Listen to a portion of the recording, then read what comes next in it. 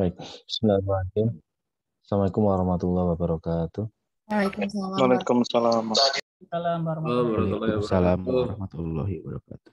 Bagaimana kabarnya? Alhamdulillah Pak. Baik. Alhamdulillah. Baik Pak, Alhamdulillah sehat. Alhamdulillah sehat, Pak. Alhamdulillah.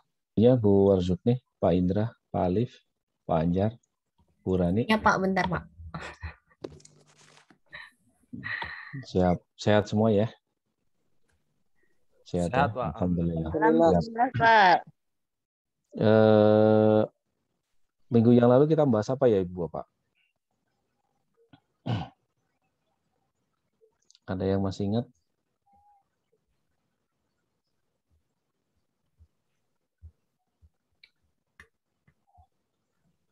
Atau RAM-nya sudah ketumpuk sama materi berikutnya? Ini karena ini hari Senin kan?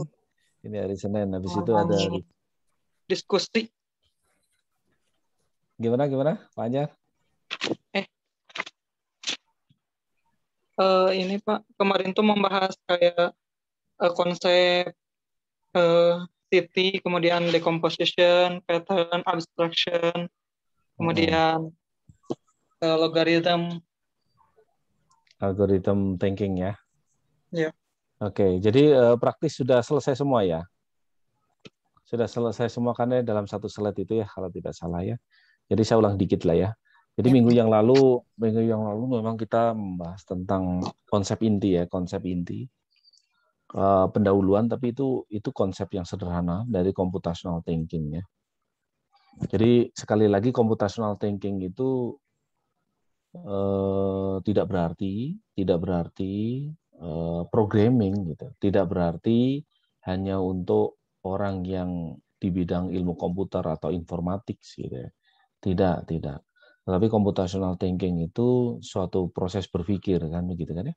Suatu proses berpikir di mana proses berpikir itu untuk menyelesaikan suatu masalah tentu saja itu punya karakteristik tertentu gitu kan ya.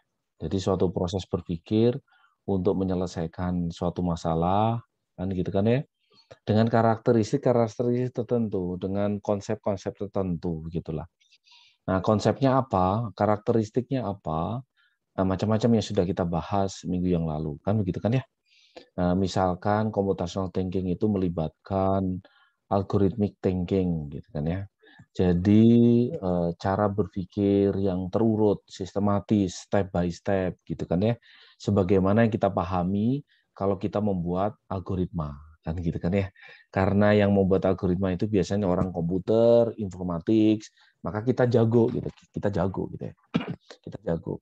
Tapi ternyata ilmu itu bisa digunakan untuk orang yang ada di bidang lainnya gitu, biologi, kimia, fisika dan seterusnya, sains lah gitu dan lain sebagainya gitu ya. Itu karakteristik yang pertama. Yang kedua ada abstraksi gitu ya, ada abstraksi. Abstraksi itu artinya apa Pak Alko? Masih ingat abstraksi?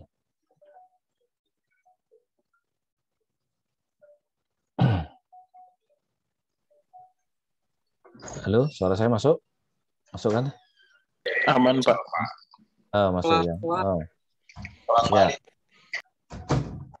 Ya. Ada masih ingat Pak Alko abstraksi itu yang dimaksud seperti apa? Abstraksi itu sebuah proses apa namanya, membuat sebuah abstraction is process of making an artifact more unstable through reducing. Jadi kalau dengan bahasa yang sederhana yang kemarin sudah kita bahas, masih ingat? Kelas. Pak Alko?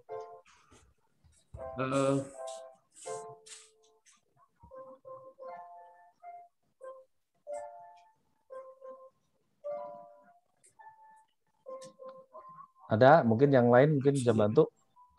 Memilih hal penting, Pak. Pak Alex, gimana Pak Alex? Ulangi lagi. Memilih hal penting, Pak. Memilih hal penting, hal kunci. Ya. Ada satu lagi mungkin yang membantu. Kelas. Ya, Pak Anjar, gimana Pak Anjar? kelas bukan Pak? Sebuah kelas. Oh, sebuah kelas ya, ya. Itu contohnya ya. Contohnya ya. Jadi kan yang tadi saya katakan computational thinking itu kan proses berpikir ya, yang untuk tujuannya menyelesaikan masalah dengan melibatkan beberapa karakteristik ya, Pak Alko. Jadi Baik, salah Pak. satu yang maksudnya abstraksi itu adalah itu cara berpikir kita menyaring, memfilter hal-hal yang penting saja, yang tidak penting nggak usah diingat. Nah saat itulah ibu bapak menggunakan abstraksi. Gitu. Jadi abstraksi itu adalah kita tahu informasi mana yang penting, mana yang tidak penting. Nah, yang kita cuman ambil itu adalah informasi yang penting. Artinya menyaring informasi yang penting saja, gitu. Nah, itulah abstraksi, gitu. Nah, kalau dalam contoh pemrograman kita yang biasa kita gunakan abstraksi itu adalah kelas, gitu. Karena kelas itu adalah blueprint. Namanya blueprint itu pasti nggak detail, ya nggak?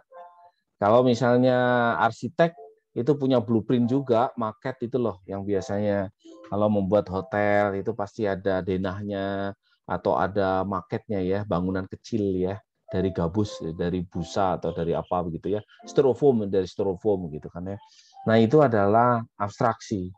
Contoh yang lain yang kemarin kita sampaikan gitu kan, abstraksi itu contohnya kalau di matematika itu kita suka diminta untuk menuliskan.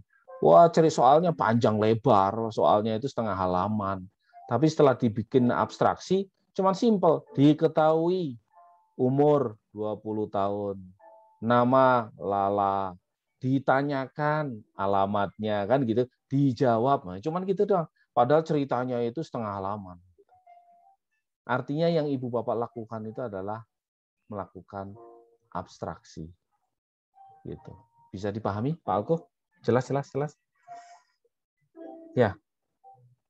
Sepakat? Nah, jadi abstraksi itu adalah fokus pada informasi yang penting, menyaring informasi yang penting. Yang tidak penting nggak usah dianggap. Nah, cara berpikir seperti itu cara berpikir yang biasa kita lakukan. Bahkan kita punya kelas gitu. Kalau di pemrograman berorientasi objek. Nah, itu adalah abstraksi. Jadi itu karakteristik yang kedua dari computational thinking. Yang berikutnya yang ketiga apa? Boleh mungkin? Siapa begitu? Enggak, gantian. Pak Kiki, ingat Pak Kiki? Konsep yang ketiga dari computational thinking. Dekomposisi. Dekomposisi. Mangga urutan sih nggak ada masalah. Dekomposisi. Maksudnya apa itu Pak Kiki? Decomposition atau dekomposisi.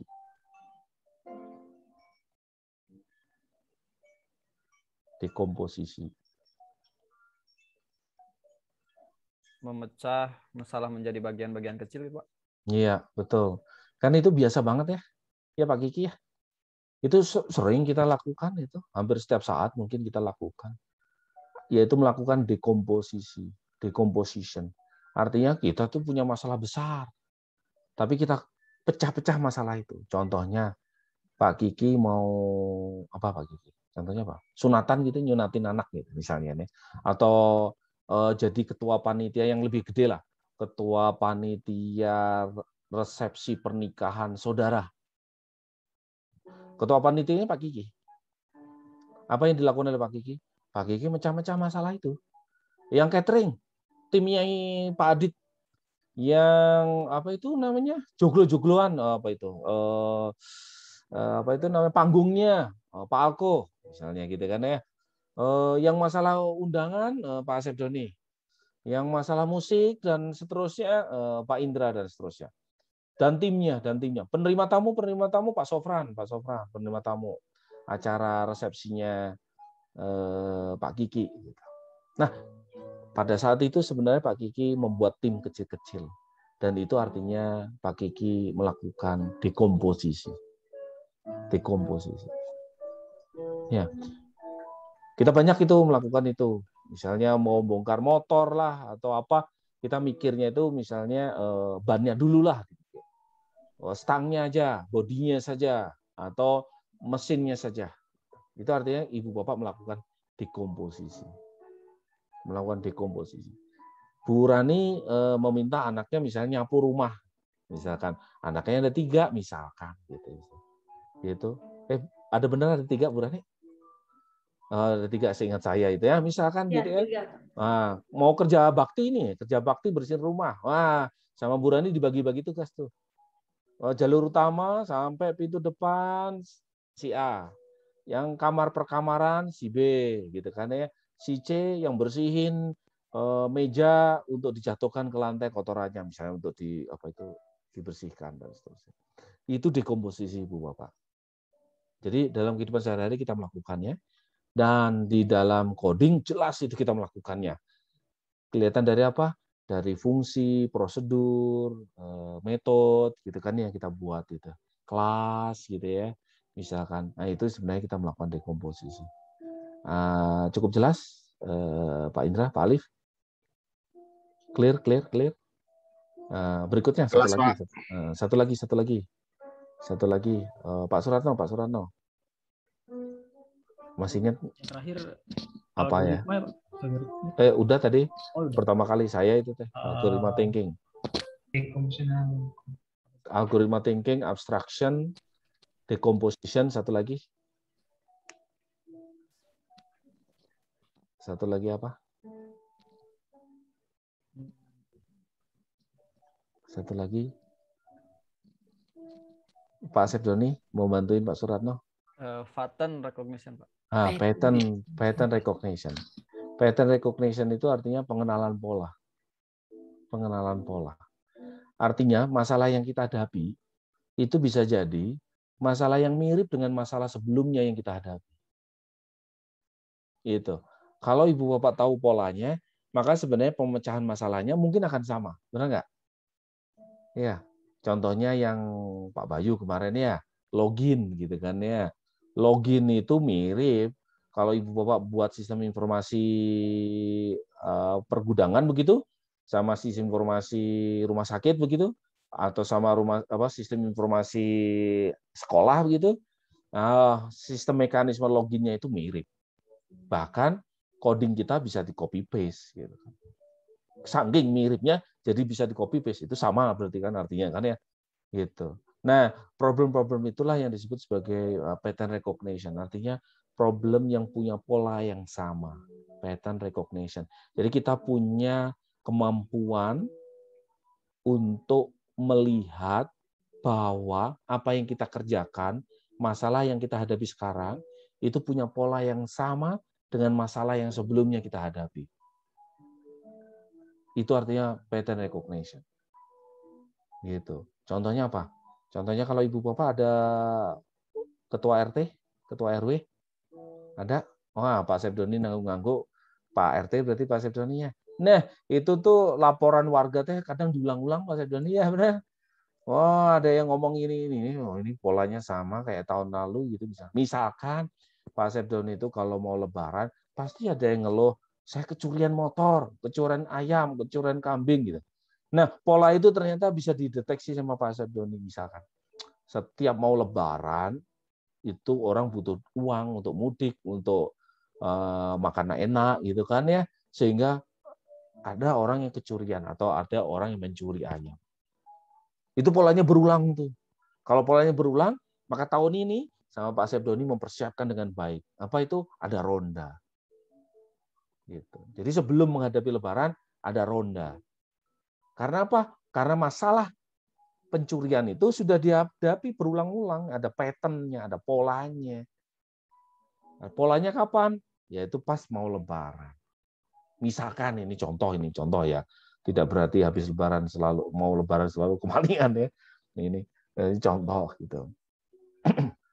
Sehingga diadakan Pak Sepdoni punya solusi, yaitu apa? Ngeronda. Dan ngerondanya pun ada polanya, itu diketahui oleh maling Pak Sepdoni. Apa? Setiap seminggu setelah lebaran, ronda sudah tidak ada lagi. Misalnya gitu kan. Nah, malingnya juga mendeteksi ada pola gitu. Paham nggak, Pak Alif? Iya.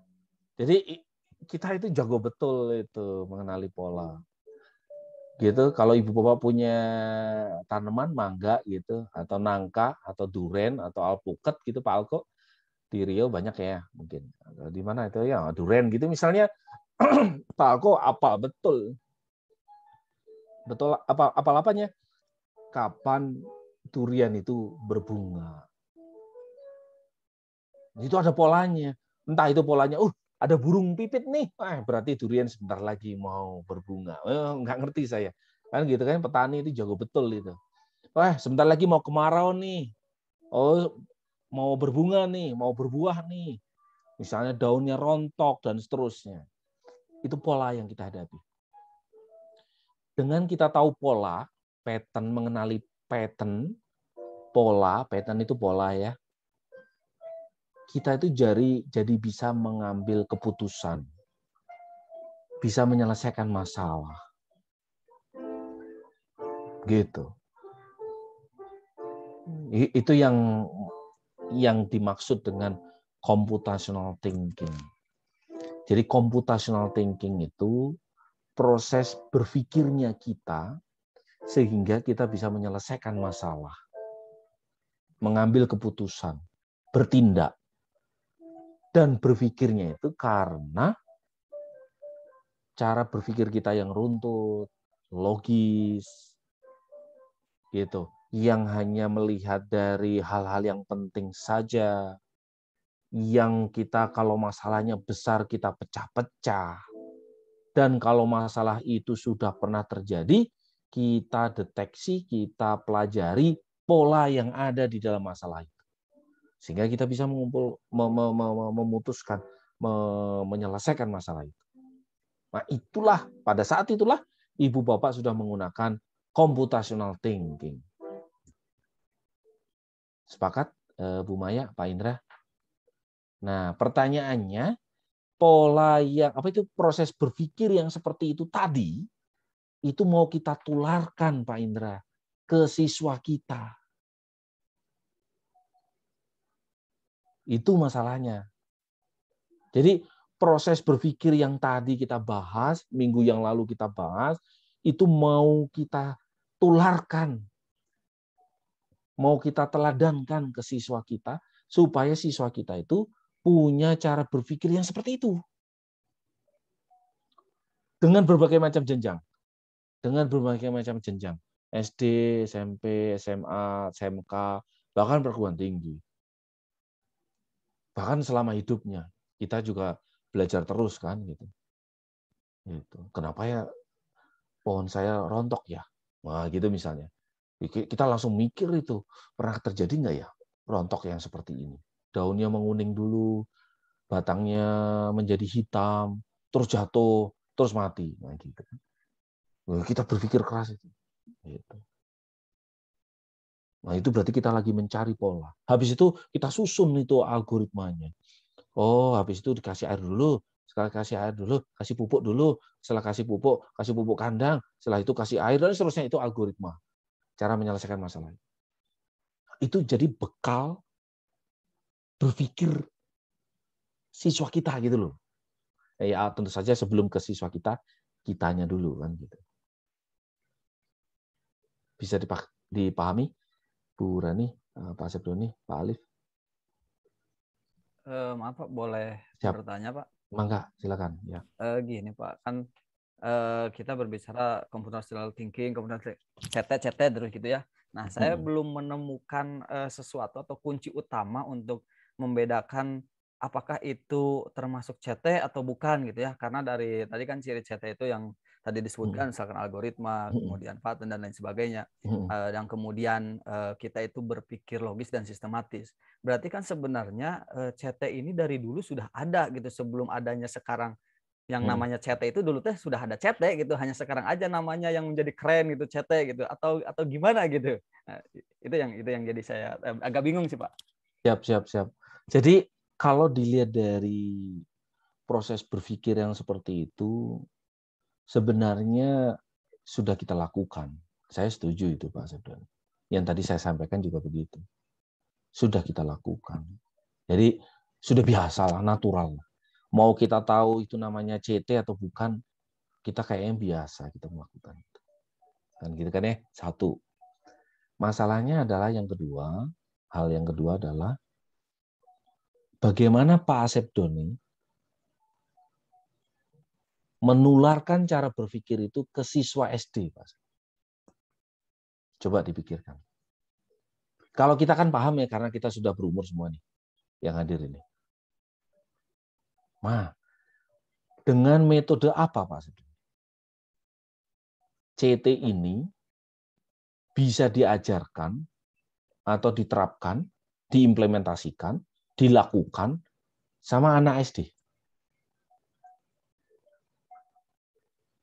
Sama anak SD. Nah, itu baru PR itu. Itu baru PR itu. Ya, padahal kan tadi alamiah kita lakukan, ya kan? Nah, sekarang giliran kita diminta untuk melakukannya untuk siswa kita di SD, SMP, SMA, SMK, baru kita mikir tuh. Artinya apa, Pak Asep Doni? Yang natural itu memang kadang perlu diajarkan. Yang natural sekalipun itu perlu ada suatu metode untuk mengajarkannya.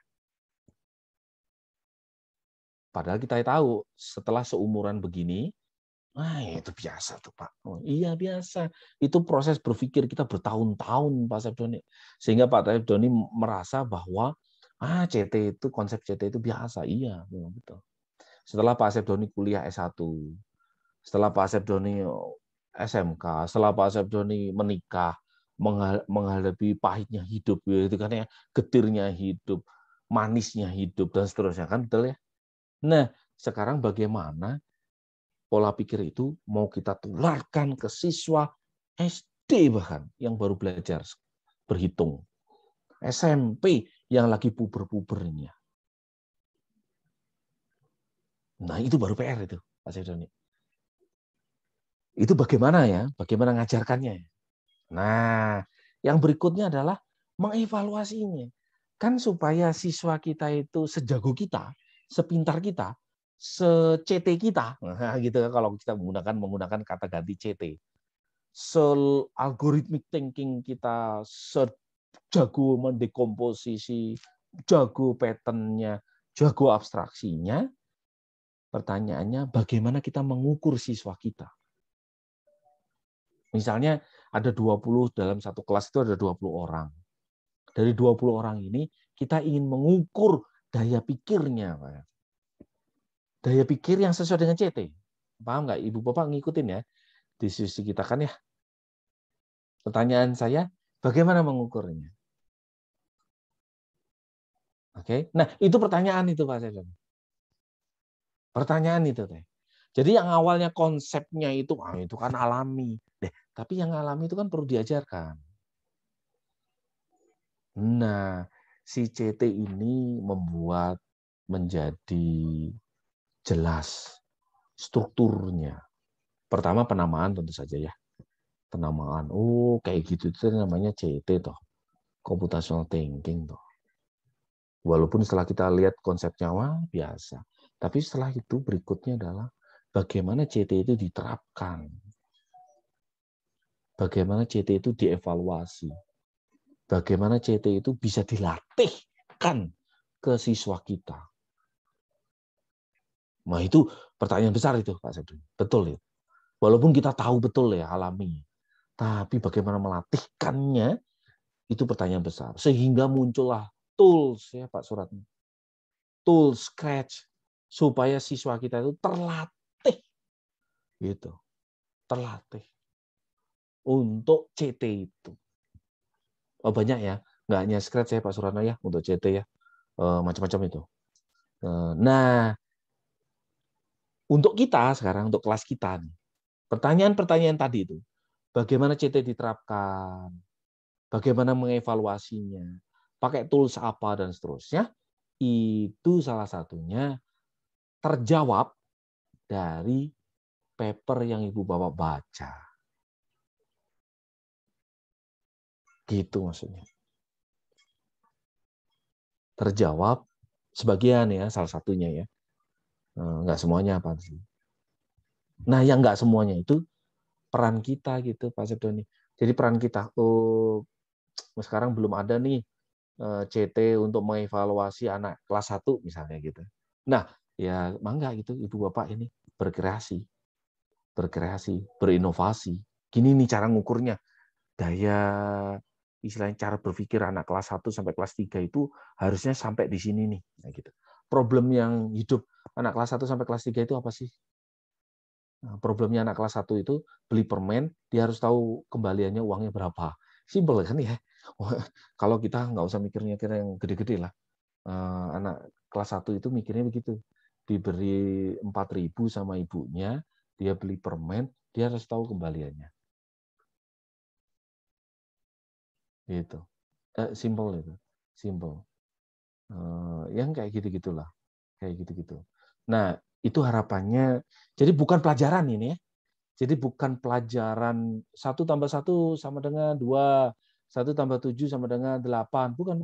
Tapi ini masuk ke cara berpikir. Cara berpikir. Sehingga mungkin kalau kelas 1 main-main. Si anak itu main-main. Nah, bagaimana cara main-mainnya? Apa saja yang dilakukannya? Implementasi CT itu Pak Septioni. Nah, itu ada di jurnal itu. Kalau konsepnya kita pahami, betul, saya setuju itu. Biasa itu. Makanya nggak begitu banyak waktu. Tapi kreasi, inovasi bagaimana itu diterapkan, nah itu tuh. Apalagi sekarang di kurikulum kita ada computational thinking. Jadi nggak peduli, nggak penting ya bagi anak SMK ya. Computational thinking apa anak-anak? Coba jelaskan definisi computational thinking anak-anak. Nggak penting. Itu kita pun juga sekilas kok pengen tahu aja gitu. Saya juga nggak akan nanyakan begitu ke Bu Maya. Bu Maya, coba jelaskan computational thinking. Kok kurang tepat? Ya sudah, Bu Maya saya beri nilai 80. Nggak penting. Tapi bagaimana computational thinking diterapkan, itu jauh lebih penting. Itu jauh lebih penting. Gitu. Siap? Pak Septioni, paham nggak yang kita diskusikan ya? Betul itu kalau itu jargon. Computational thinking itu jargon. Jargon itu maksudnya apa itu namanya? Ya bikinan orang lah. Kreatif banget itu bikin bahasa gitu ya, computational thinking.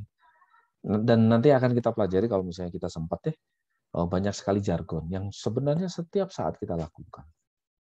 Setiap saat kita lakukan. Cuman sama orang bule diberi nama. Kita telat ngasih nama gitu Pak Septioni.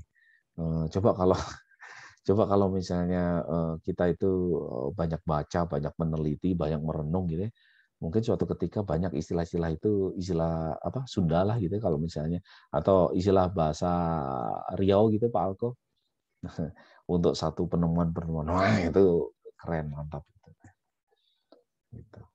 Oke, sepakat Pak Septioni? Bagus pertanyaannya. Ada yang lain yang mungkin bertanya? Ini masih dalam konteks kita mereview minggu yang lalu.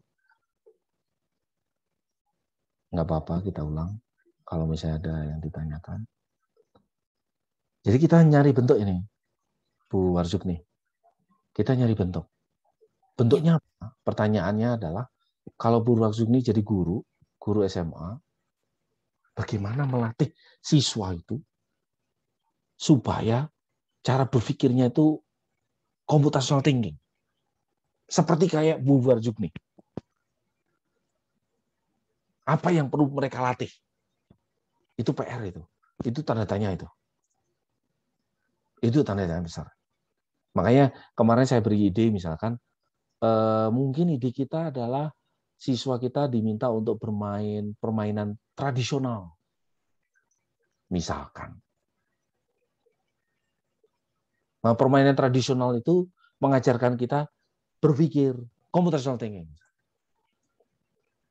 Atau permainan kartu, domino yang nggak pakai uang ya, maksudnya domino gitu. Itu hitung-hitungan jalan itu. Serius Ibu Bapak, saya sering sama keluarga saya itu main domino. Karena itu permainan ringan supaya dekat dengan anak, dekat dengan ini istri gitu ya. Itu strateginya itu pola. Kalau dia ngasih itu berarti nanti berikutnya pasti dia ngasih itu. Pattern recognition itu Pak. Algoritmiknya apa? urutannya, dan setelah ini saya keluarkan ini, setelah itu saya keluarkan itu, setelah ini dia begini, saya tinggal satu deh, habis deh, misalnya gitu. Ini contoh. Nah, cara-cara permainan seperti itu adalah kita pengembangan diri kita, pengembangan penelitian kita, pengembangan keilmuan kita, Ibu Bapak, supaya kita bisa menerapkan computational thinking di level-level di kelas gitu. Dan siswa nggak perlu nyadar sebenarnya. Oh, ini tuh sebenarnya kita tuh melakukan dekomposisi ya. Oh, nggak perlu tahu sebenarnya namanya dekomposisi. Kita aja, guru aja yang perlu tahu bahwa saat itu sebenarnya saya ajarin mereka itu dekomposisi. Gitu. Dan itu terlatih untuk berbagai macam persoalan hidupnya mereka. Sehingga ketika belajar mereka jadi layaknya yang jago lah dalam menyelesaikan permasalahan gitu. Begitu mungkin ini pengembangan dari ini penguatan dari minggu yang lalu ya. Mungkin ada yang ditanyakan, enggak? Jadi memang betul Pak Sepdoni, PR-nya kita adalah apa yang perlu kita kembangkan supaya mereka menerapkan computational thinking.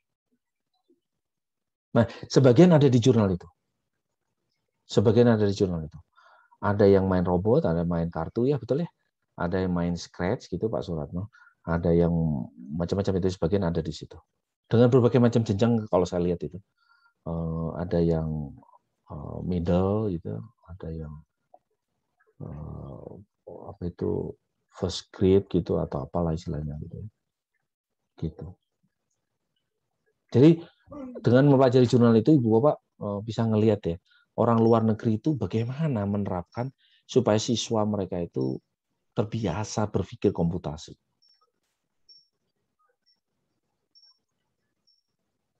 Itu. Terbiasa berpikir. Jadi tidak hanya tahu what ya. What is computational thinking? Enggak. Itu sehari itu selesai. Kayak minggu yang lalu kita sudah selesai. Tapi how ya. Itu yang masalah besar kita itu. How. Itu ya.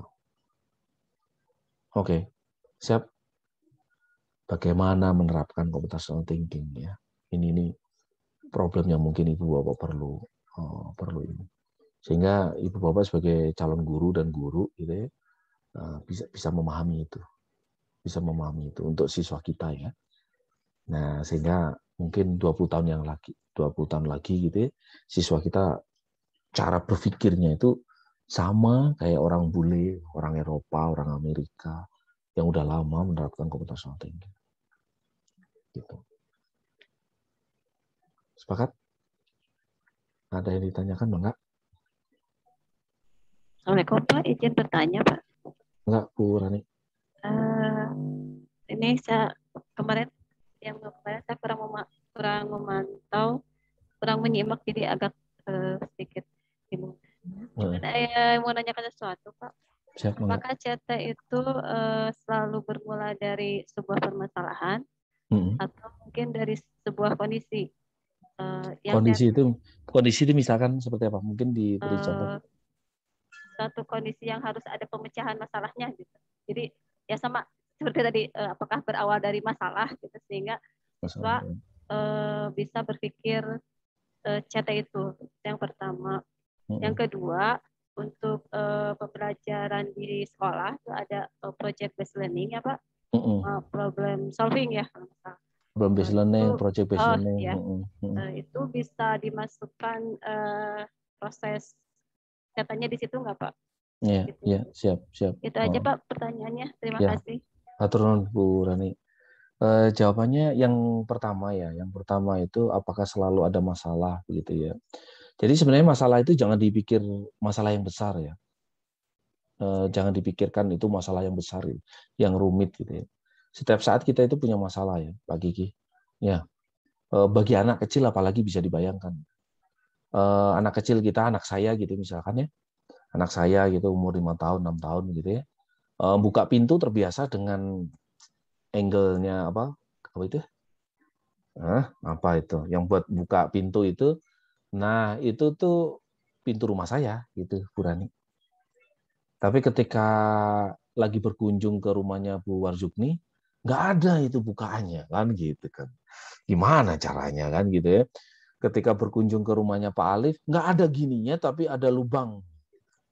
Itu ada polanya kan, itu pattern. Bagi anak kecil itu masalah nggak besar-besar amat. Nah, tapi mungkin kalau levelnya SMK menjadi lebih kompleks. Itu masalah ini. Nah, pertanyaan saya, bagaimana anak itu berpikir membuka pintu yang berbeda? Gitu. Pintu yang berbeda. Kalau anak itu melakukan abstraksi, maka dia akan menghilangkan warna pintu, nggak peduli warna pintu. Benar nggak? Benar nggak Pak Sepdoni? Pak Alif? Kan CT itu kan ada abstraksi itu, ya Pak Alko. Ya, tadi salah satu definisi dari abstraksi adalah menghilangkan informasi yang nggak penting. Nah, maka si anak itu ketika melakukan cara membuka berbagai macam jenis pintu itu, abstraksinya jalan itu. Nggak penting ya, untuk membuka pintu itu ada hubungan sama warna pintu ya. Nggak penting ya, nggak penting. Berarti informasi itu diabaikan. Tapi yang menjadi pengamatan mereka, menjadi fokusnya adalah bentuk apa itu grendelnya, bentuk engselnya. Gitu misalnya. Belum lagi kalau misalnya tadi bisa ke kiri kan gitu kan ya. Oh, berarti ada relnya. Itu yang menjadi fokus bagi anak kecil. Bagi kita juga bahkan ya. Ya, Bu Rasik nih. Kalau saya ke Jakarta itu kadang agak linglung juga ini, canggih banget ini nih. Liftnya kok nggak ada angkanya ya, gitu ya. Kok nggak ada pencetannya ya, benar ya Pak Kiki? Nah, sekarang apalagi itu ke mall aja nggak ada tekan tiket, tombol tiket. Ternyata harus begini. Itu tuh belajar kita itu saat itu juga itu, percayalah. Walaupun nunggu berapa detik lah. Tapi karena kita berpikirnya begitu, akan cepat gitu. Nah, anak kecil bagaimana? Gitu. Jadi ini jawabannya agak panjang, Bu Rani. Mungkin problem itu tetap ada, walaupun bentuk problemnya nggak usah dipikir yang muluk-muluk. Gitu. Jadi ada target. Gitu. Nah, yang kedua, kan ada memang betul ya problem based learning, project based learning gitu ya. Kalau ibu bapak ini sudah mendalami model pembelajarannya, atau mungkin guru gitu ya, guru. Memang ada problem based learning dan seterusnya. Problem based learning, project itu memang berawal dari masalah, berawal dari target ya. Kalau problem itu masalah ya, namanya juga problem. Jadi pertama orientasi masalahan gitu ya, ada masalah. Gitu. Nah, kalau sudah begitu, bagaimana? Apakah bisa dibawa dengan ke CT? Wah itu bisa banget itu, Bu Rani, bisa betul. Posisinya ada di mana, Bu Rani? Nah sekarang kalau problem based learning, Bu Rani, kita lebih tekankan lagi. Problem based learning itu ada berapa step sintak, Bu Rani? Ingat nggak, Bu Rani? Ini proker harus hafal kan gitu kan ya? Artinya buka lagi yuk. ini apa namanya kemarin P3K proker apa Bu Rani? Oh, proktor Pak, Proktor, teknisi. Nah itu harus tahu itu ada berapa sintak PBL gitu kan? Karena kan mengamati orang yang dites kan, benar nggak? Purwazukni lulusan Pendelkom harus hafal itu. PBL ada berapa sintak? Bu Rani? Pak Eri tahu, udah lupa ya saya. Saya kebetulan tiap malam, saya itu tiap malam ngajar PPG Ibu. Nah, sekarang jadwal saya PPL. Tiap malam. Jadi habis Isya jam 7:30 atau jam 8 sampai jam 11 kadang jam 10 malam. Saya ngajar karena pagi kan ngajar begini ya. Dan para gurunya juga senang malam. Jadi para guru kan juga ada piket ya. Nah, salah satunya ngulik-ngulik itu terus ya, sampai mutah-mutah gitu ya. PPL, PPG itu kan daringnya. Nah, PPL itu kan ada 5 sintak ya, Bu Rani. Orientasi masalah, organisasi siswa. Yang ketiga, penyelidikan. Atau kalau guru membimbing penyelidikan, kalau siswa melakukan penyelidikan. Kan gitu kan ya? Yang keempat, siswa menyajikan hasil penyelidikannya. Yang kelima, menganalisis atau mengevaluasi atau merefleksi hasil dari temuannya, hasil temuan dari penyelesaian masalah. Itu tuh 5 sintak PBL. Itu mestinya dipelajari di strategi pembelajarannya bagi ibu bapak yang belum linier dengan kependidikan. Dari 5 sintak itu tadi, kira-kira CT-nya ada di mana? Saya tanya, CT untuk apa, Pak Alko? CT untuk apa tadi itu, Pak Alko? Proses berpikir untuk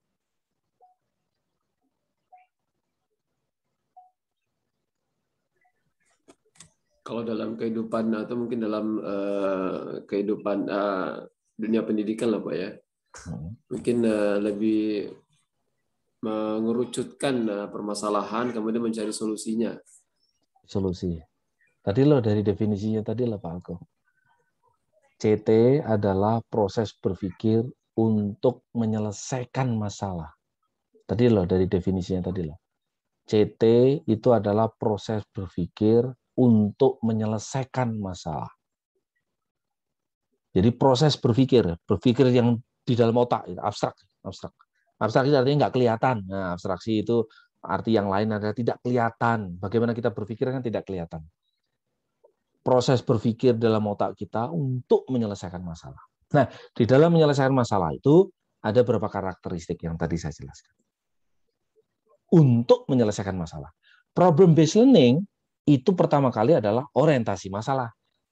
Artinya memahami masalah. Mengetahui masalah, memahami masalah, mencari masalah, itu kan problem based learning sintak pertama. Kalau mau organisasi siswa, ya tinggal bentuk kelompok, begitu kan Bu Rani? Nah, CT-nya ada di mana? CT-nya minimal ada di tahap 3 sudah mulai. Menyelidiki, mencari solusi, itu tahap ketiga dari problem based learning. Nah, di dalam menyelidiki itu Bu Rani, pakailah tahapan CT berarti. Gitu maksudnya. Misalkan abstraksinya kayak gimana? Dekomposisinya kayak gimana? Masalah kayak gitu gimana cara kamu mendekomposisi? Kemudian masalah kayak gitu itu mirip dengan masalah apa? Itu pattern recognition. Yang terakhir adalah urutan menyelesaikan masalahnya kayak gimana. Jadi artinya CT bisa dikombinasi dengan PBL. Itu salah satu ide ya, Bu Rani. Nah, tentu saja Ibu Bapak bisa nyari ide yang lain. CT-nya dipakai di mana ya, mangga itu diterapkan. Gitu. Maka ketika ada 4 hal itu, maka Bu Rani sudah melakukan PBL dengan kombinasi computational thinking. Apakah siswa perlu tahu? Sebenarnya nggak perlu tahu. Cuman kalau dia terbiasa, lama-lama intuitif itu, jalan aja gitu terus. Sehingga siswa terlatih betul untuk menyelesaikan masalah. Gitu. Ya, Bu Rani, atur nuhun pertanyaannya. Pak Indra mungkin ada pertanyaan? Terima kasih, Pak. Ya, kurang lebih sama sih tadi kayak Bu Rani, Pak. Tadi saya barusan malah mau nanya itu juga, tapi ke duluan Bu Rani. Siap. Yang saya mau tanyakan tadi, kan ini kan kita berbicara kalau misalnya kita mau memulai pembelajaran, kita kan harus tahu dulu ya tujuan pembelajarannya apa ya, capaian pembelajarannya apa, terus di tahap mana si siswa tersebut ingin kita sampaikan, misal di tahap memahami, di tahap mencipta, atau di tahap apa gitu kan. Itu kan berawal dari situ semua, barulah kita nanti ketemu model pembelajarannya seperti apa. Nah, terputus atau gimana? Suaranya nggak jelas.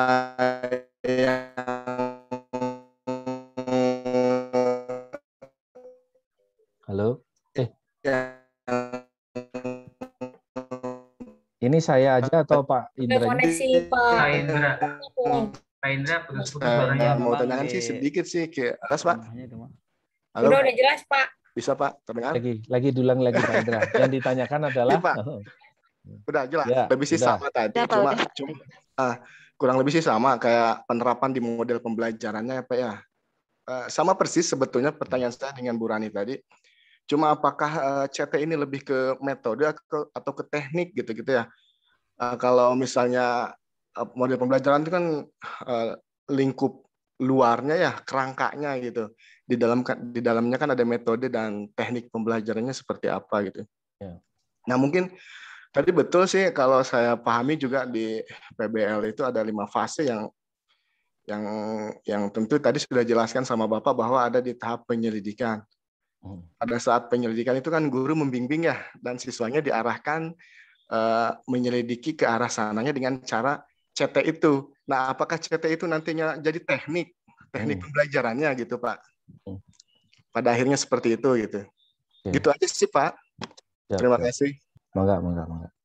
Jadi bisa juga masalah apakah masuk dalam metode, kan macam-macam itu istilahnya Ibu Bapak ya. Mungkin bagi Ibu Bapak yang lain yang belum baru matrikulasi gitu ya, agak-agak sulit mungkin mengikuti ya. Ada beberapa istilah di dalam proses pembelajaran itu, model pembelajaran, ada pendekatan pembelajaran, ada metode begitu ya, ada teknik begitu, ada strategi pembelajaran begitu ya.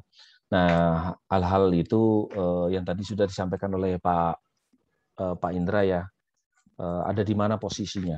Kalau menurut saya itu bisa menjadi suatu alternatif ya Pak Indra, alternatif ya. Alternatif itu di luar yang sudah baku,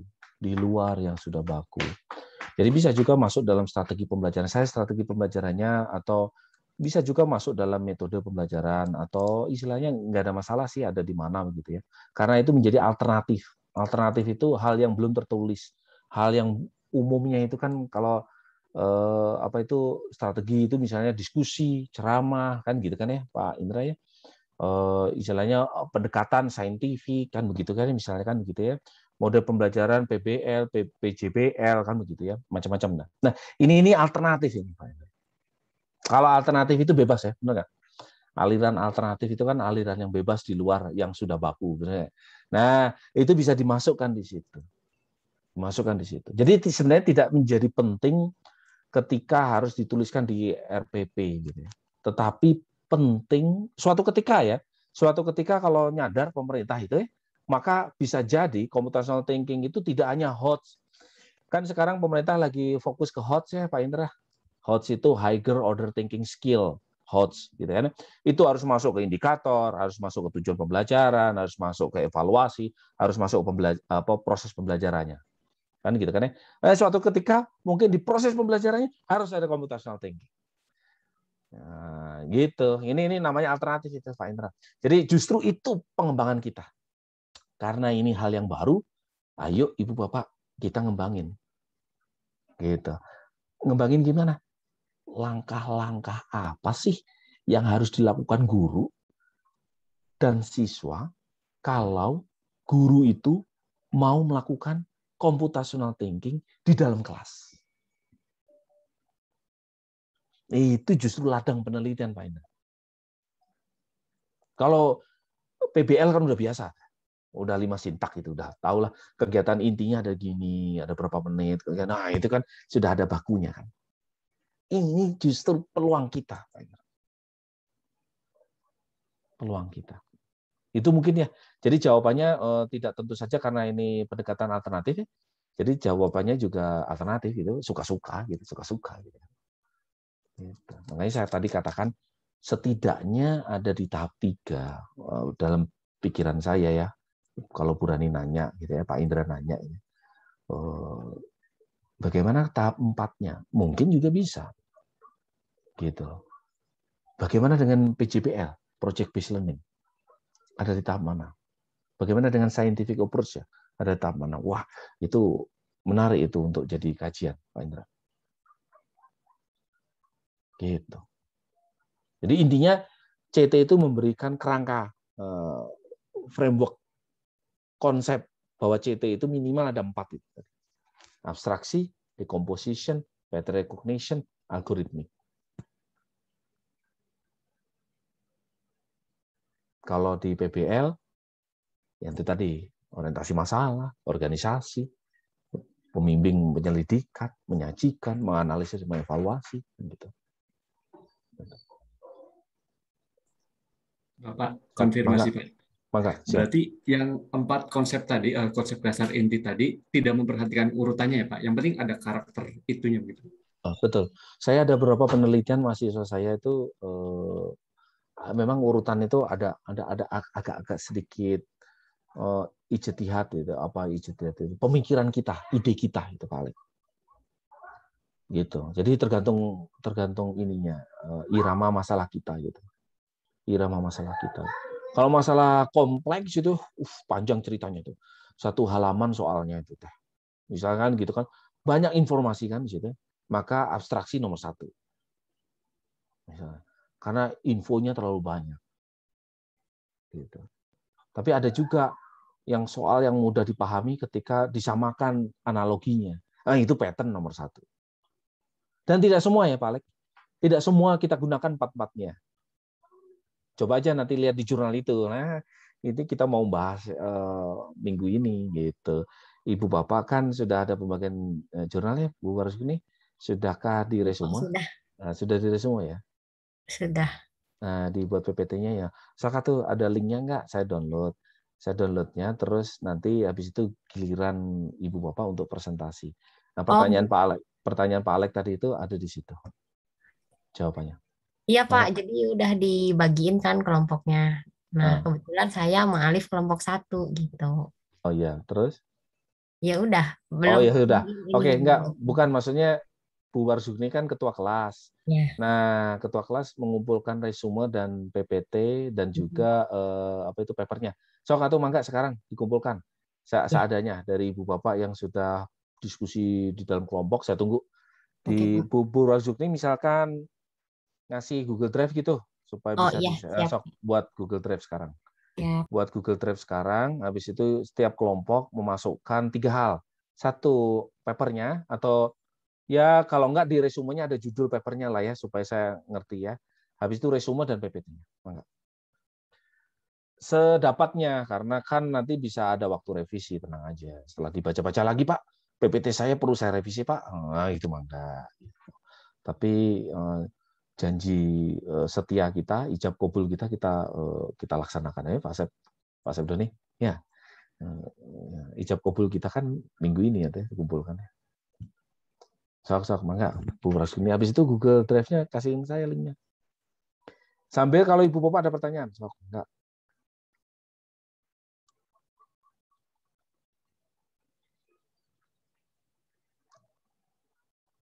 Paper yang izin nanya Pak.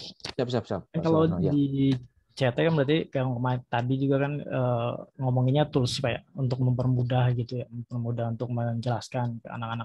Berarti langkah lebih baiknya kalau CT itu nanti kita buat media gitu Pak, media pembelajaran gitu Pak, biar lebih masuk lagi gitu. Mas kalau kayaknya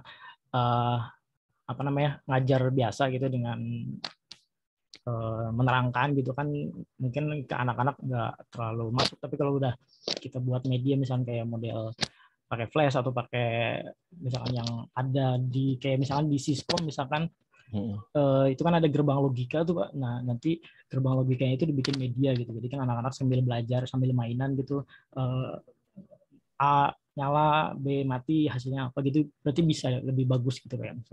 Bisa untuk interaktif ya Pak Suratna ya. Bikin media yang interaktif lah, maksudnya ada interaksi antara user dengan media itu ya bagus. Saya pikir itu salah satu bisa juga salah satu ide gitu kan, target Ibu Bapak di UAS itu kan mencari ide itu ya bagus gitu. Jadi toolsnya macam-macam ya yang tadi saya katakan, itu tadi kan proses berpikir ya, konsep. Nah konsep proses berpikir yang CT tadi itu orang akhirnya berusaha menemukan atau mendapatkan atau membuat tools. Salah satunya Scratch, macam-macam itu kan ya, ada robotik apa, iya, Pak, ada Unpack gitu ya. App Inventor gitu yang itu orang untuk membuat tools di mana tools itu kalau Ibu Bapak jalankan, Ibu Bapak mainkan, Ibu Bapak gunakan, itu sebenarnya nggak nyadar Ibu Bapak itu menggunakan CT, ya gitu loh. Menggunakan konsep CT gitu. Sekaligus kalau kata saya itu alternatif yang bagus untuk ngajar gitu. Ini udah ya Bu Warsugni udah bikin Google Drive nih ya. Nah, Google Drive itu nanti di apa itu namanya Bu Warzukni, ditaruh di WA group ya, supaya tercatat. Jadi setiap kali tugas di Google Drive itu cuman bikin folder-folder, misalnya tugas 1, tugas 2, tugas ketiga di Google Drive itu aja gitu. Jadi nggak pindah-pindah. Jadi sekarang bikin subfolder gitu Bu Warzukni. Misalnya tugas literatur, tugas 1 literatur. Oh, siap. Nah, nanti Ibu Bapak yang lain bikin subfolder lagi, kelompok 1, kelompok 2, kelompok 3, kelompok 4, kelompok 5. Supaya nggak kehilangan jejak, nggak nanya-nanya lagi terus Google Drive-nya. Nah, tinggal aksesnya juga diizinkan ya. Nah, ini kan udah ada kelompok 1 ya. Nah, mungkin dibuat subfolder tadi sebelum kelompok 1, Bu Warzukni. Pak.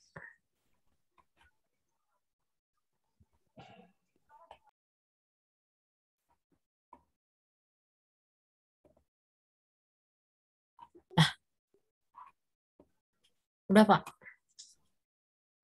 Nah, sebentar saya refresh dulu berarti. Oke. Tugas 1 literatur, nanti ada kelompok 1 kan, yang lain mangga masukkan.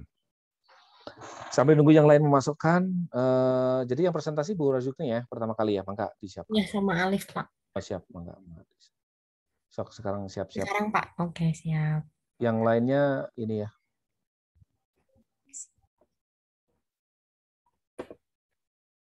Bentar.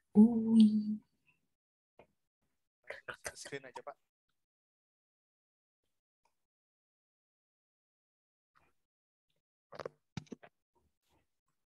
Halo.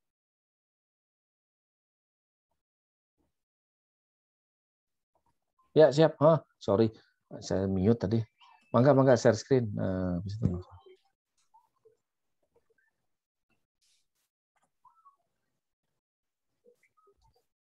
Salah kita. Yang PDF ya. Iya, Pak, soalnya bikinnya di Canva. Oh iya, sok tuh. Yang enggak. Langsung aja dari Google Drive itu juga bisa kok. Oh. Langsung share screen apa itu Google Iya, Drive-nya.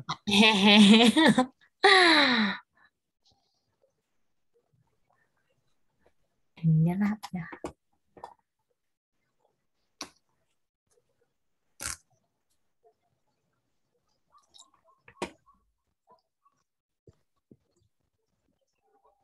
Mangga.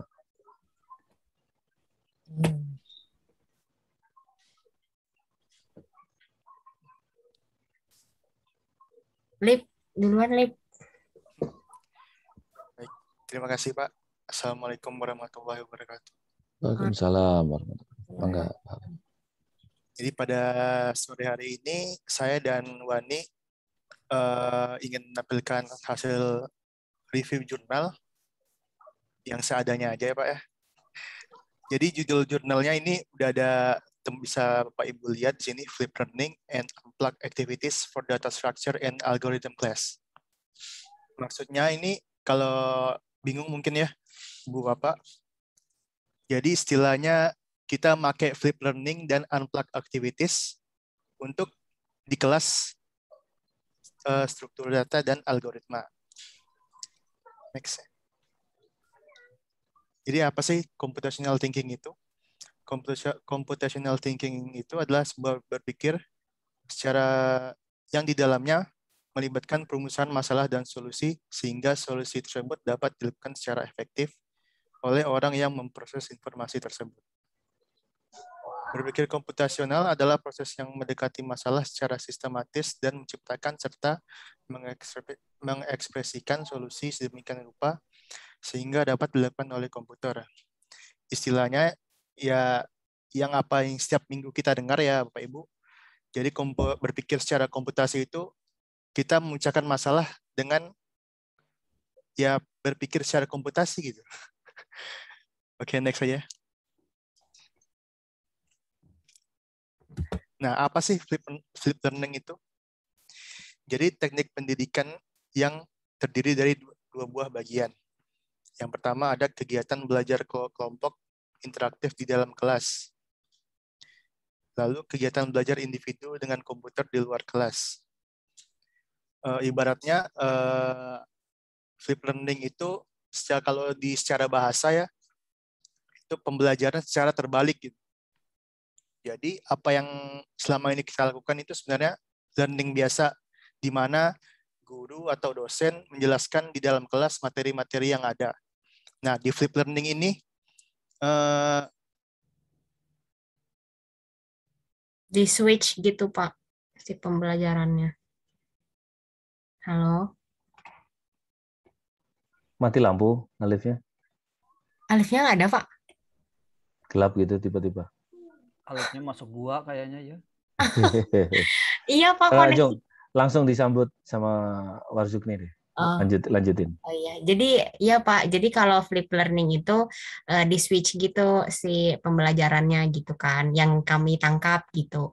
Jadi ada dia belajar dulu prakelas, baru nanti di dalam kelas gitu. Nah itu tergantung dari si dosennya. Yang penting ada 2 aktivitas yang terjadi gitu. Pertama itu harus interaktif kelasnya, yang keduanya guru menjelaskan dan menjadi fasilitator gitu. Itu Pak, Bu. Terus nah apa itu unplug activities? Nah, yang saya tahu unplug itu kan berasal dari CS Unplug ya, Computer Science Unplug. Nah, jadi si unplug ini adalah kegiatan pembelajaran yang tidak melibatkan, yang lepas gitu dari kabel. Jadi kita tetap bisa belajar pemrograman itu tanpa komputer. Nah, kita bisa belajar entah itu konsepnya atau sintaknya atau apapun yang berkaitan dengan computational thinking dan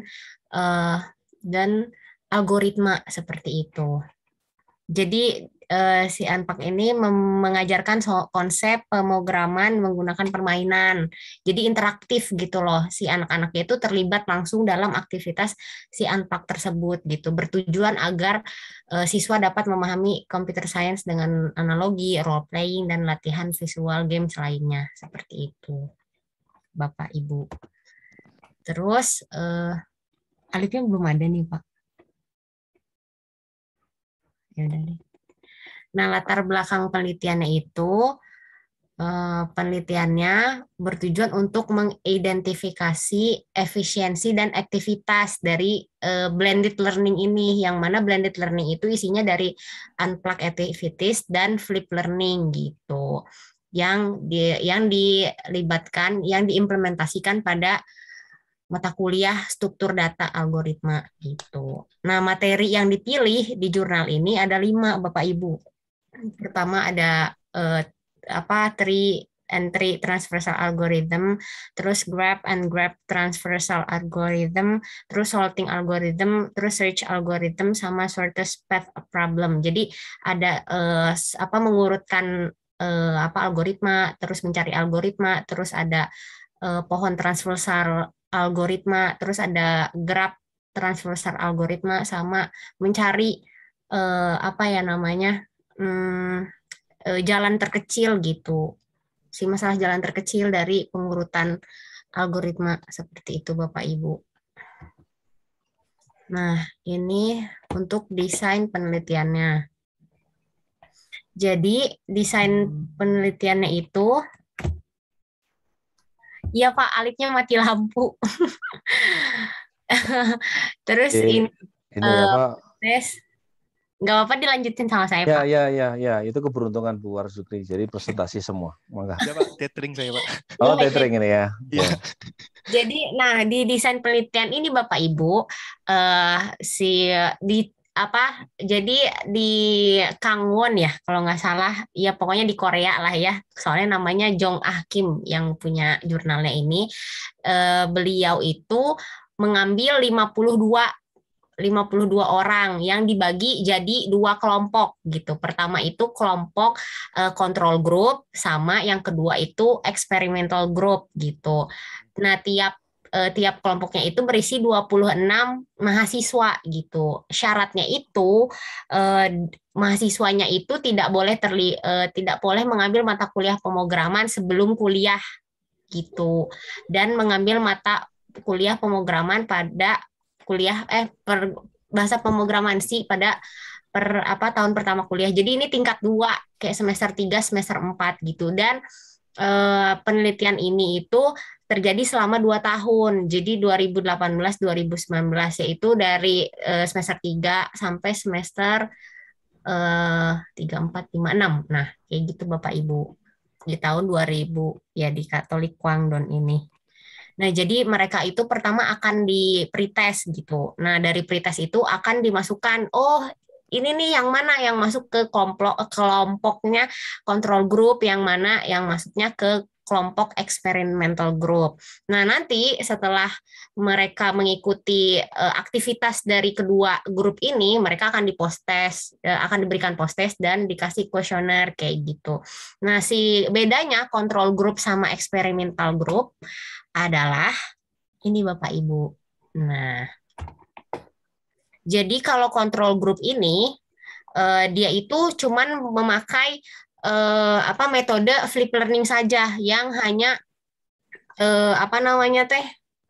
yang hanya switch gitu, entah itu ada pre-class-nya itu materinya atau apa gitu kan, yang seperti sudah tadi disampaikan di awal gitu. Terus ada yang kelompok B gitu, yang flip learning terus di blend sama unplug activities seperti itu. Bisa Bapak Ibu lihat kan ya, di sini itu ada jadwalnya pre-class, terus in-class sama post-class katanya kayak gitu. Nah, kalau di pre-class ini mereka dua kelompok ini akan diberikan materi, yaitu kayak materi YouTube atau ada pokoknya materinya itu diberikan oleh si peneliti gitu, si tim penelitinya seperti itu.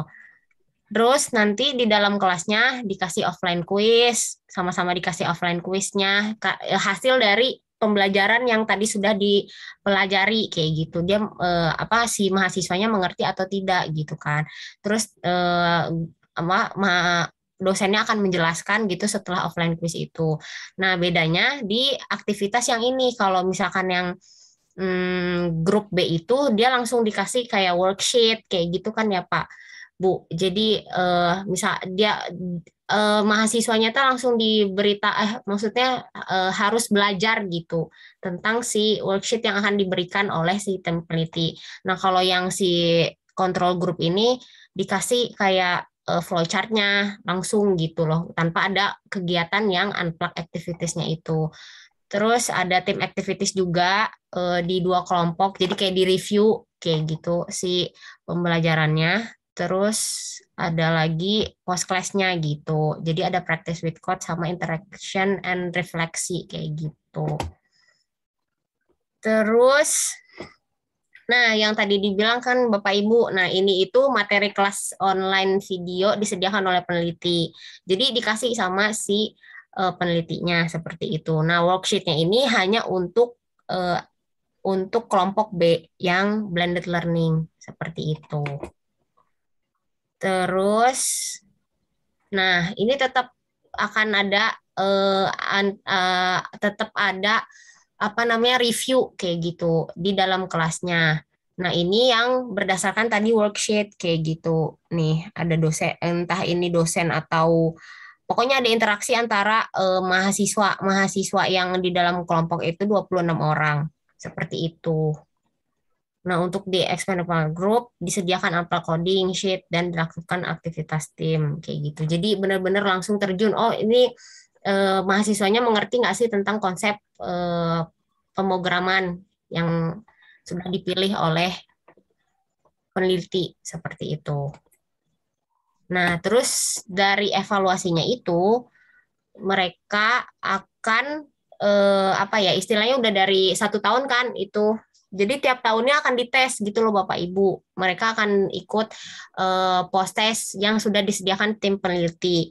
Nah, post testnya ini terdiri, maksudnya instrumen si post testnya ini dari Bebras Test kayak gitu, yang ada dari International Bebras Contest kayak gitu. Ini adalah beberapa contoh instrumen dari post test yang menguji seberapa pahamnya mahasiswa terhadap materi yang diberikan atau yang ya dari kegiatan CS Unplug dan flip learning seperti itu. Terus jadi kepuasan mahasiswanya juga akan dites di sini, kayak ditanya nanti lewat kuesioner yang sudah diberikan oleh tim peneliti. Kayak gitu. Nah, hasil penelitiannya nih Bapak Ibu sangat mencengangkan menurut saya dan Alif gitu. Jadi kalau di hasil penelitian ini, kalau bisa kita lihat kan, ini grup A sama grup B. Nah, grup A itu ini harusnya midterm sih, bukan mid team. Jadi jadi kayak UTS gitu ya, sama examnya gitu, sama kayak UASnya. Nah, kalau di mid apa ini teh? Ya di UTS-nya itu ternyata kelompok A lebih mengerti, lebih gede gitu loh nilai rata-ratanya gitu ya dari si siapa namanya teh, nilai rata-rata. Iya, pokoknya nilai midterm-nya tuh lebih gede daripada yang kelompok B yang tadi dia menerapkan CS Unplugged sama flip learning kayak gitu. Tapi di hasil UTS-nya terlihat cukup sangat signifikan gitu perbedaannya Bapak Ibu dari rasionya ini kayak gitu. Nah, improvement ini adalah final term dikurang mid term kayak gitu. Jadi hasilnya segini. Terus yang ini yang hasil ini juga ini final termnya ini dikurang sama yang ini. Jadi hasilnya ini. Nah, akan dapat rasionya segini Bapak Ibu. Terus dari hasil si Bebras ini dilihat bahwa nilai rata-ratanya ini yang flip learning sama unplugged itu 4,65. Terus ini standar deviasinya segini. Terus ini N-nya ini number 26 tiap mahasiswanya seperti itu. Nah, untuk yang ini Bapak Ibu, ya saya nggak kurang paham gitu ya, T sama P. Kenapa dia ujung-ujung minus segini? Siapa tahu Pak Alex bisa bantu ya, Pak Alex kan orang matematika gitu. Nah, kayak gitu Bapak Ibu. Terus dari papernya juga mengatakan bahwa penelitian ini pemahaman dan penerapan harus dilakukan sebelum menulis sebuah program. Jadi dia lebih mengedepankan untuk konsep pemrograman seperti itu daripada belajar codingnya langsung seperti itu. Itu yang saya dan Alif dapat simpulkan gitu setelah membaca paper yang Flip Learning and Unplugged Activities for Data Structure and Algorithm Class gitu Bapak Ibu. Terima kasih. Assalamualaikum warahmatullahi wabarakatuh. Waalaikumsalam warahmatullahi wabarakatuh. Oke, bagus sekali Pak Alif dan Bu Warzukni. Mungkin ada dari Bu Bapak ingin menanyakan? Enggak? Menanyakan ke kelompok ini ya, bukan ke saya ya. Oh iya, masih harus diliatin ya Pak? Pak. Enggak apa-apa. Ya? Nah ya, enggak ada yang ditanyakan? Itu juga udah kita kasih, itu jurnal maksudnya resume jurnalnya, udah formatnya kita kasih juga. Itu tuh penampilan presentasinya mau diurutkan gitu ya, kesepakatan di kelas ya Bu Warzukni ya? Kelompok 1, 2, 3 sampai. Iya gitu Pak. 7. Oke, siap. Kalau gitu kita punya aturan gini, kelompok 1 presentasi, kelompok 2 yang harus bertanya. Nanti okay, kelompok 2 berarti kelompok 3 yang harus nanya. Oh iya. Gitu biar ya. Minimal. Itu minimal ya, artinya kelompok lain boleh nanya gitu ya. Tapi minimal setidaknya. Jadi supaya mengamati betul ya kelompok yang lainnya. Ya, siap Pak. Maka kelompok 2 ini siapa saya nggak hafal. Pak Sofran asanya. Pak Sofran. Sama iya kan Pak siapa? Saya. Oh salah. Saya Pak. Kelompok. Oh Pak Alko, mangga Pak Alko. Ya, Pak Alko. Ya, sebentar ya. Gitu Pak, Bu. Ya. Mungkin Pak Eri dulu mau nanya, silakan. Ya ini sekedar sharing aja Bapak Ibu, soalnya pas sama Alif tuh kayak kurang jelas gitu paper ya mungkin karena bukan skripsi atau tesis gitu. Jadi dia tuh nggak ada diliatin kayak pretestnya tuh seperti apa, prosesnya seperti apa, timelinenya itu yang 2 tahun itu gimana gitu. Nah itu kurang dijelaskan di dalam paper tersebut gitu. Boleh bertanya dari kelompok 2? Oh boleh. Ya, boleh Pak. Itu lokasi kampusnya di mana ya? Ini simple bingung, simple banget ini. Di Korea nih kayaknya Pak, soalnya jauh Kim iya. Korea Utara, Pak. University Gangneung. Nah, South Korea. Korea Selatan atau Utara? Ya, Korea Selatan, Pak. Korea Selatan. Ada lagi Pak Erik? Ini Pak, karena yang di jurnal yang saya itu tidak terlalu dijelaskan ya Pak, metode implementasinya. Mungkin tadi yang pembagian yang kelas kontrol dan itu boleh dijelaskan lagi sedikit Mbak Warjupni. Oke, siap Pak. Kurang paham kami. Iya, siap Pak.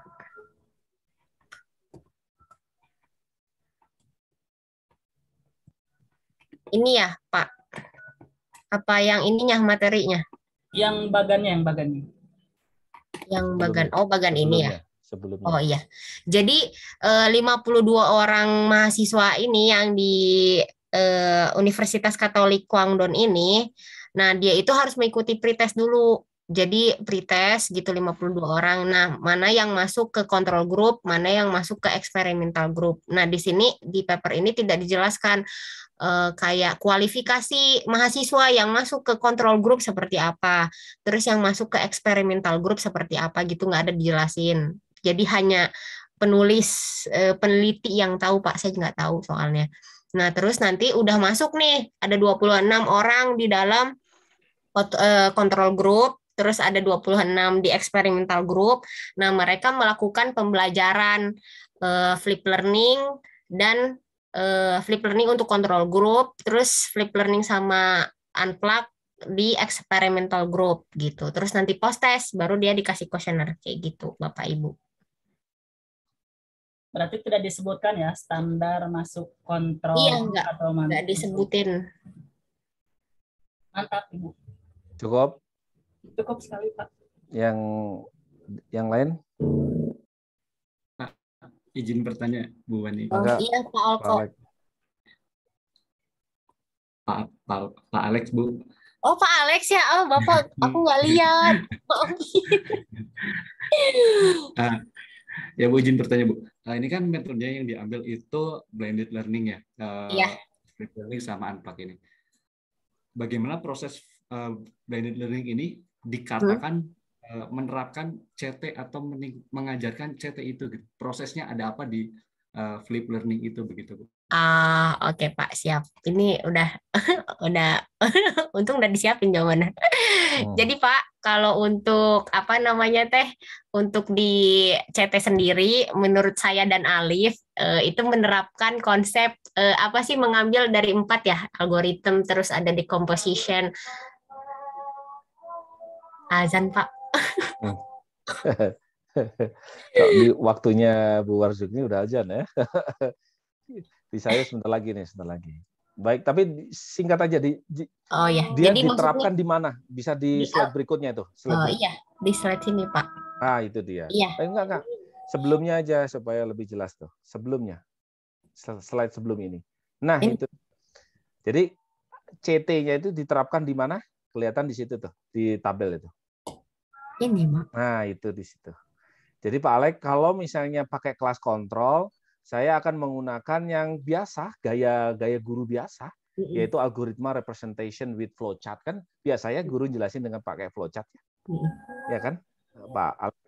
Nah, ini sekarang diterapkan dengan CT, yaitu apa? Unplug activity. 20-30 menit sama itu waktunya, supaya adil kan, gitu kan artinya. Nah, pertanyaan memang belum terjawab itu dari presentasinya Bu Warjupni. Unplug activity-nya ya kayak gimana bentuknya? Worksheet-nya itu loh apa? Nah, itu yang belum kelihatan. Cuman kelihatan dari gambar slide berikutnya, coba. Slide berikutnya. Nah, slide berikutnya. Iya, ini aja, Pak. Nah, itu aja gitu loh. Sebenarnya worksheet-nya itu apa gitu. Terus habis itu waktu ada yang guru sama siswa presentasi, itu lagi ngapain? Nah, itu mungkin coba dicari lagi. Nah, ini yang ini. Ini sedang apa? Artinya mereka ini sedang menerapkan CT ini, Bu Bapak. Ini tuh sebenarnya gambaran bahwa mereka menerapkan CT itu, computational thinking. Cuman bentuknya seperti apa, wujudnya itu loh, barangnya itu loh. Coba dibaca lagi, Bu Warjupni. Ya, kalau nggak ada, Oh, berarti ada yang belum jelas itu ya di paper ini ya. Nggak apa-apa, nanti kita keep di jurnal yang lain ada nggak. Nah, sedangkan bebrasnya untuk evaluasi, betul nggak? Terus untuk evaluasi. Gimana, Bu Barsuni tadi mau ngomong apa? So, Pak Alif, nambahin. Nah, itu nyala tapi nggak ada suaranya, Pak. Sepertinya ini. Ya, Pak. Atau Bu Barsuni nambahin? Oh, ini ada suara. Mangga, Pak Alif. Ada tambahan? Nggak muncul keluarnya? Ya, suaranya jadi nggak? Oh iya. Sebenarnya saya juga selama nge-review ya Pak ya. Banyak sekali pertanyaan buat diri sendiri gitu. Jurnal ini juga banyak yang bingung lah istilahnya. Oke. Ya salah memang satunya, ada yang berarti ada yang disembunyikan ya, ada yang belum jelas ya. Bebras tas itu. Kalau bebas itu untuk evaluasi Pak Alif.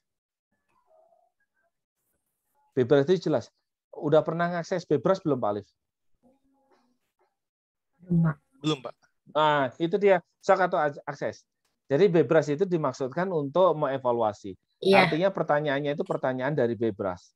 Jadi post testnya itu pertanyaan dari Bebras. Betul. Tapi yang jadi poinnya itu adalah apa yang dilakukan oleh guru, yaitu ini. Nah, itu apa wujudnya? Nah, itu coba dibaca lagi di jurnal. Siapa tahu? Pak, beneran nggak ada di papernya.